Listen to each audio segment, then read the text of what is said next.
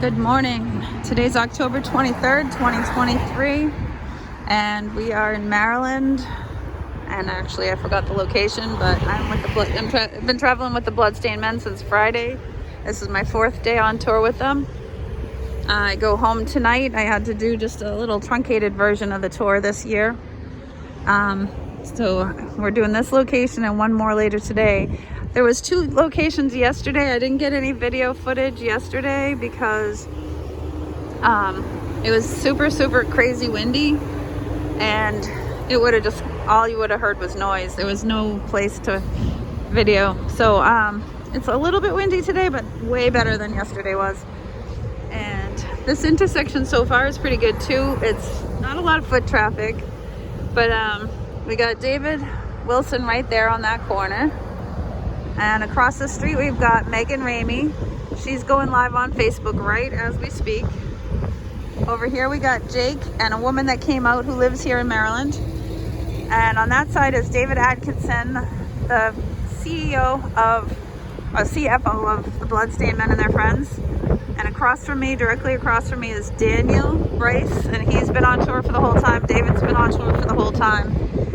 The other David just joined us, and that is Tanya coming back right now too. So that's Tanya Ma. I guess I'm the only one who's been axed off of Facebook, so you can find any one of those guys on Facebook. But if you go to Bloodstained Men and Their Friends, you'll see some posts there too. Brother K will also post on his page, but he had to go home for a family emergency, so he's not with us at the moment.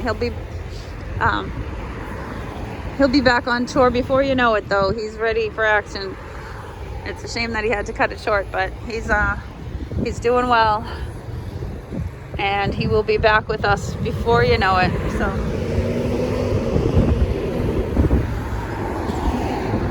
it's a little bit windy right now, so I'm trying to keep my hand over the mic so that it doesn't spin around in there. That seems to work most of the time, but we'll have to check it later, see how well that came out. Yeah, I have one more location before I fly back to Boston and call it for this year's joining of the Bloodstained Men. I haven't done nearly as much as I used to be doing. I used to go on tour, actually in 2019 I went on tour with them 3 times. And then 2020, 2021, 2022. Well, 2020 and 2021, I wasn't with them at all. And in 2022, they came up to the Northeast, so I did day tripping with them. I didn't stay at the hotel. This is the first time I've been on tour, like legit traveling with them since 2019. My battles have led me elsewhere for the time being. So, but this is where my heart has always been with the anti-activist movement. This is, the way a society treats its babies is very telling, is very telling. And if you brutalize a child, guess what he's going to do as an adult? He's going to brutalize other people. And I'm not saying all circumcised men are beaters or whatever like that, but you're going to get a certain percentage of people that would not have been abusive that are going to be. Because this is a brutal crime against a child that cannot consent, resist, or escape.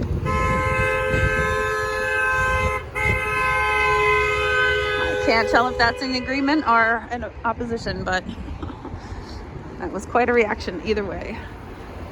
But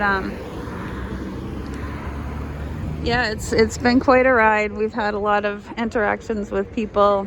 Yesterday's afternoon protest was really fun because people were just very expressive and very supportive, and the looks on people's faces when they saw us were like great. They were fantastic. We carded every single person in the gas station we stopped at when we went in to use the bathroom and grab a little lunch. So yeah, that was really fun. And yeah, the people where we were yesterday just had like the greatest expressions on their faces coming around the corner, and they saw us. In the morning yesterday, however, we were in a very Spanish neighborhood, and I think there was a huge language barrier.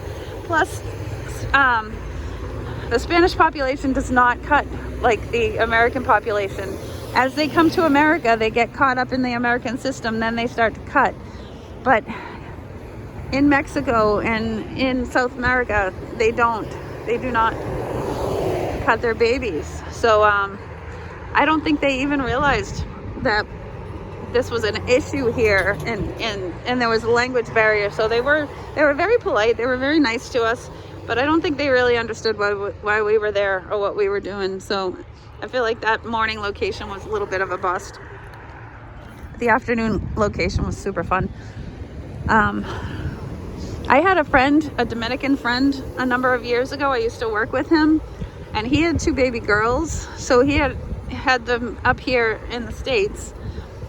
But when I told him what I was doing, and when I told him that I was going to go out and protest the genital cutting of baby boys, and I forget how I described it to him, but I had to like really walk him through it. And he spoke English very well, very, very well.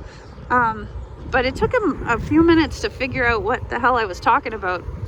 And once he figured it out, you know what the first thing he said to me was? The very first thing he said to me when he figured out that they cut the penis of the baby boys, the very first thing he said was, "That's what's wrong with American women."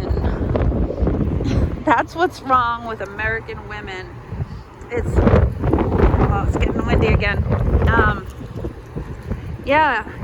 There's fallout from this procedure. It changes sex between men and women. It changes the relationship between mothers and babies. It changes everything. This is a brutal crime against children.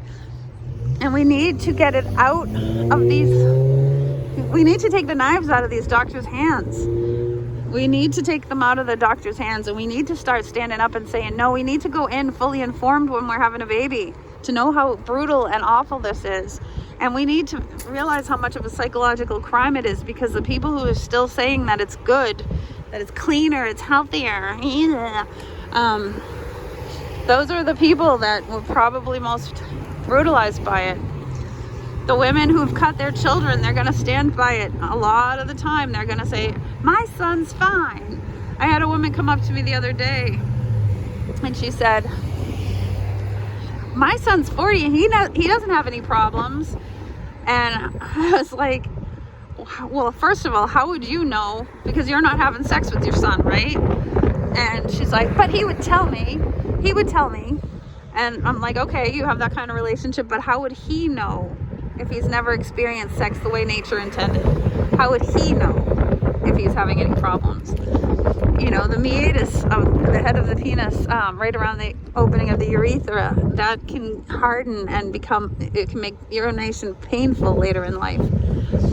The head of the penis is supposed to be soft mucosal tissue. It's supposed to be vibrant, alive, and when you cut the foreskin off and allow that mucosal tissue to dry out, you lose a ton of sensitivity there too.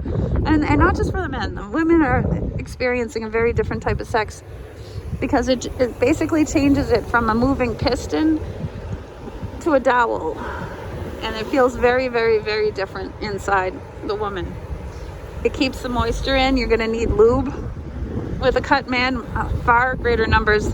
The lube market in the U.S. is out of control. It's like so much.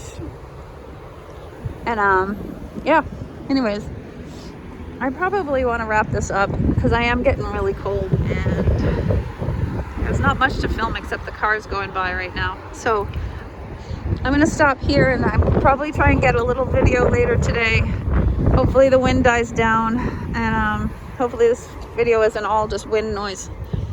But, oh wait, maybe I'll keep it on. Davey's coming this way. Okay. Never mind. All right. Like, share, subscribe, do the thing. Love y'all. Take care.